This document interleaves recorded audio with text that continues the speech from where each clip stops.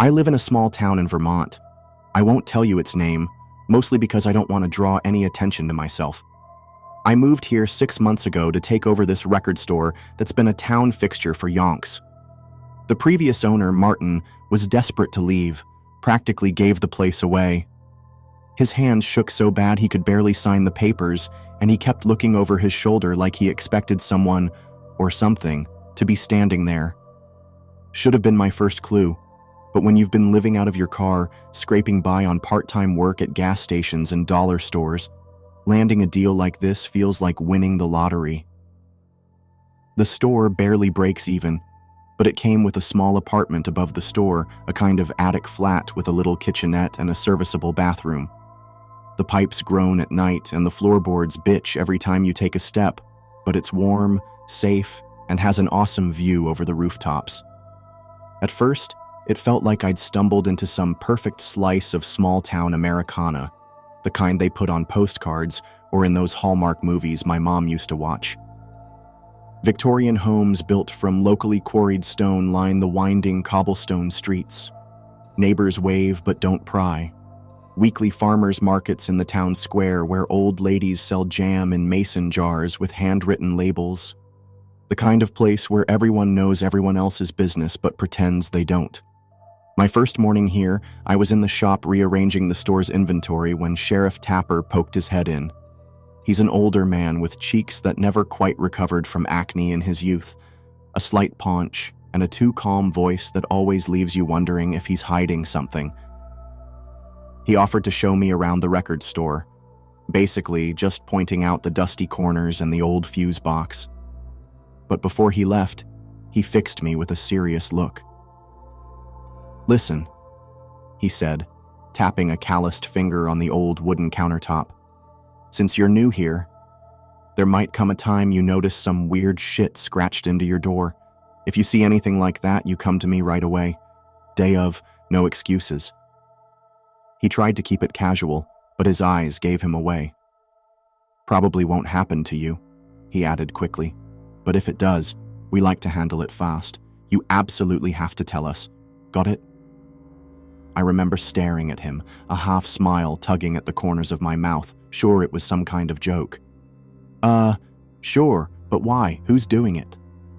Tapper just waved a meaty hand, dismissing the question like smoke. "Wouldn't want to scare you off on your first day," he said, and walked out, letting the shop's brass bell announce his exit. I chalked it up to small-town eccentricities, maybe some local pranksters who like to scratch up doors. But early the next morning, I noticed the sheriff walking the length of Main Street, shining his flashlight on every door, examining them one by one. He did it methodically, like a doctor checking stitches, looking for something very specific. When he caught me watching from my second-floor window, he gave me a curt nod and moved on. He does this every morning, every single one, without fail, rain, shine, or New England blizzard. A couple of months later, I was up before dawn, flipping through dusty vinyl records, when I heard a low, rhythmic stomping. Peering through the concert posters plastered on the shop's front windows, Kurt Cobain's dead eyes staring back at me. I saw them marching by, mothers in thick wool coats, their faces set like stone, men clutching garden tools and kitchen knives that gleamed dully in the pre-dawn light. Old Mr. Harrison from the hardware store had his Winchester cradled in his arms like a sleeping child. I followed them. I don't know why. Maybe the same morbid curiosity that makes you slow down past a car wreck. They converged on a small blue house near the town square, the kind with gingerbread trim and a wraparound porch. The woman they dragged out was still in her nightgown, her feet bare against the cold cobblestones. She didn't fight back. She just kept shaking her head, tears cutting clean tracks down her dirt-smudged cheeks, begging them to give her more time, and "Don't you see this is all bullshit?" Eventually, her words dissolved into raw screams about how they were all crazy, her fists beating away at anyone who tried to approach. The crowd's response was a wall of sound, accusations about overstaying, warnings about putting us all at risk, demands that she honor the arrangement. I thought about calling the cops, But there were in the crowd, too, local badges shining in the golden dawn, uniforms crinkled and unironed like they'd hurried to put them on. 20 minutes later, someone pulled up in a pickup truck already loaded with boxes and suitcases, like they'd packed her belongings before even getting her out of bed. They pretty much dragged her kicking and screaming into the passenger seat, and the truck disappeared down the mountain road that leads out of town. After that, the mob dissolved, and that whole day, I didn't hear another word about it. I didn't sleep that night. I sat in my apartment above the shop, listening to the wind whistle through the gaps in these old windows, and tried to convince myself there was a reasonable explanation. Small towns can be insular, I told myself. Maybe she'd done something to deserve it. The next morning, I took a walk past the blue house, front door still wide open, yesterday's newspaper sitting untouched on the front lawn. That was when I noticed the marks on her door, 2 of them, shaped like crooked eyes, scratched deep into the wood. They looked kind of fresh, the wood around it still pale and raw, like exposed bone. I took a picture and reverse image searched the symbol, but came up empty. Just page after page of actual eyes staring back at me until I had to close the browser. Figured maybe it was unrelated. Told myself that coincidences happen all the time. Life settled into a rhythm after that first morning. I threw myself into running the store, learning the regulars' tastes, ordering rare pressings they'd mention offhandedly. One customer in particular, Cal, would spend hours browsing the jazz section, talking about Miles Davis and John Coltrane like they were old friends. "You've got good instincts," he told me one afternoon, carefully sliding a Thelonious Monk album back into its sleeve. "Most newcomers, they don't..." He trailed off, his weathered face clouding over. "They don't last long enough to learn the ropes." I couldn't help myself. Like that woman? The one they drove out my first week here? The vinyl sleeve crinkled in his suddenly tight grip. "Don't go thinking we're a bunch of bullies. That was a kindness," he said, his voice dropping to barely above a whisper. "If she'd stayed, she'd still be gone. Just in a different kind of way." He set the record down with trembling hands and left without another word. 2 months passed. I was getting comfortable and starting to feel like I belonged. For the first time in as many years, I was earning a weekly wage, went to bed full each night, have money left over to furnish my loft just how I liked it. It was odd, almost novel, having a place I could call home. Except for that one morning with the woman in the blue house and Sheriff Tapper walking past each morning to inspect doorways, this place was nothing short of heaven to me. Then one morning, the parade of footsteps returned. This time, they came for old Abel, who'd run the bakery for 40 years. Everyone knew Abel. He donated day-old bread to the food bank and remembered every kid's birthday with a free muffin. The scene was different this time. Abel hugged each person in the crowd, tears in his eyes, but a gentle smile on his face. "It's time," he kept saying. I'm just surprised it took him this long. The mob was somber, some people openly weeping as they helped him pack his truck. I checked out his door the next day, and just like the blue house, there was a symbol etched into the wood. Just one this time, staring out like a cyclopean eye. I asked around about these symbols. Some folks brushed me off, others gave evasive answers. But one thing was consistent. If your door got marked, then you had to leave town immediately. It was said to keep everyone else safe.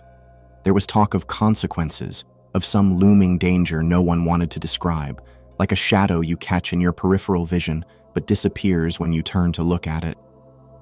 It became clear the sheriff's morning inspection was his way of catching these scratchings early. He'd warned the inhabitants to leave. Sometimes they went peacefully, like old Abel. Sometimes, when the marked was a newer person in town, they put up a fight. No one ever explained who or what made the marks. The best I could piece together was that after 3 markings, something bad happened. Last night, I was doing the final count of the register when rapid footsteps approached the shop. I glanced up, ready to wave away another late customer, when someone started pounding on the door with such urgency that the bell above it jangled. Through the concert posters, I could see Cal's familiar silhouette, but something was wrong. His normally relaxed posture was rigid, and he kept shifting from foot to foot like he was standing on burning coals. I opened the door. Sweat beaded on his forehead despite the autumn chill. "Listen carefully," he said, the words tumbling out so fast they blurred together like cars in a highway pileup. One hand gripped my shoulder with crushing force. "No matter what happens tonight, stay inside. Keep the lights off, TV off, absolute silence. Lock everything." His eyes darted to the lengthening shadows that crept across the cobblestones. "If someone knocks, if they ask to be let in, don't move, don't make eye contact through the windows, and whatever you do, do not respond." "Cal, what's going on?" "The Peterson family," he explained hurriedly, his breath coming in short gasps like he'd been running. 3 markings. They covered it up with paint, didn't want to leave, left us wide open." His grip tightened painfully, then released. "I can't say more. Rules. I need to get home before dark." He checked his watch, and his face, impossibly, went even paler, like all the blood had been drained out. Oh God, I might already be too late. He sprinted away before I could stop him, his footsteps echoing off the old buildings. I stood there with the key half turned in the lock, watching him disappear around the corner. I followed his instructions, though I felt ridiculous doing it, like a kid hiding under the covers from the boogeyman. But something in his voice, that raw animal fear, had sent ice water through my veins. I'd never seen someone so genuinely terrified, not even that first woman they'd driven out of town. The evening crept by in suffocating silence. I sat in my darkened apartment, watching the streetlights flicker to life outside. Every creak of the old building settling made my heart skip. I kept checking my phone, considering calling Cal, but his warning about absolute silence held me back. The first knock came at 12:07 a.m. I know because I'd been obsessively checking the time. It was soft, tentative, like someone testing if the sound would carry. 3 gentle taps, evenly spaced, coming from the shop's front door downstairs. I held my breath, Cal's warning echoing in my mind. For a long moment, nothing. Then it came again, harder this time, a rhythm of desperate needs, and then, "Hello?" The voice sliced through the darkness, and my blood ran cold. It was Cal's voice, edged with the same fear, but quiet, like he was trying not to get caught. "Please, I didn't make it home in time. I've been stuck out here in the dark for hours." I laid there, heart beating in my chest. Then I told myself I was being stupid. That this town was weird and superstitious, and if Cal was in trouble, I couldn't just leave him out there. What kind of person would that make me? Still, I walked quietly, each step careful and measured like I was crossing a frozen lake. I crept to the stairwell, tiptoed through the shadowy vinyl store where album covers seemed to follow my movement. Through the door's frosted glass, I could make out a shadow. It was roughly Cal's height and build. "Please," the voice cracked, hitching on a sob that sounded like it was being torn from deep inside. "Please let me in. It's so cold out here, so dark." The smart thing would have been to stay silent, but I had to know.